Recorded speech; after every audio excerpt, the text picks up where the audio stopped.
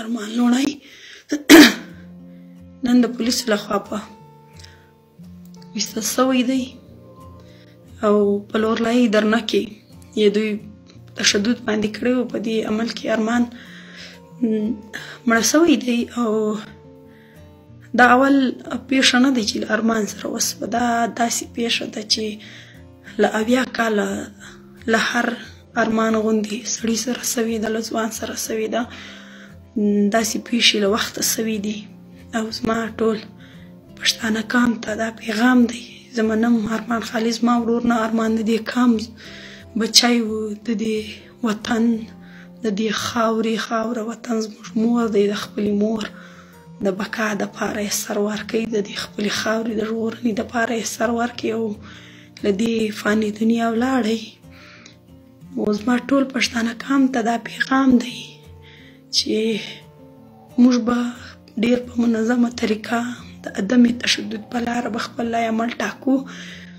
هیڅوک به هم په تشدد لاره نه خپلوي، هیڅوک به هم تشدد ته لاس نه اچوي. موږ مشرانو پښتنو، منظور پښتون او نور مشرانو چې څرنګه پرېکړه وکړه په هغه باندې عمل کوو، هغه عمل به بیا پر مخ وړو.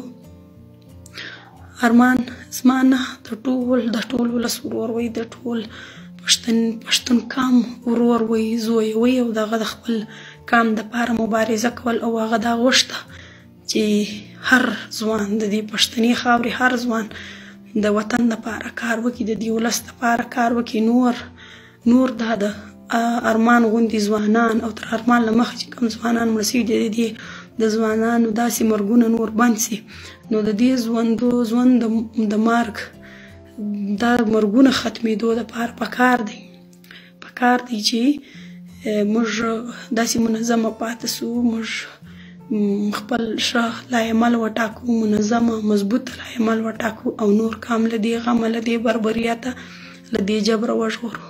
بیا هم ما پښتنو ټول پښتون قام ته دا خواست دی چې موږ به منظمه درو. د ارمان لاره همدا وه چې عدم تشدد او پر قام دې خاورې له سوله او امن راوړل وه، نو دا لاره به موږ خپلوو. زه د دې قام دپاره د بقا دپاره راوتلی یم. مرګ زه د قام دپاره کار کوم، په دې کې که زما سر ځي ما ته پروا نسته، که بل څوک هر څه کوي، نو موږ خپل وطن دپاره هر څه ته تیار یو.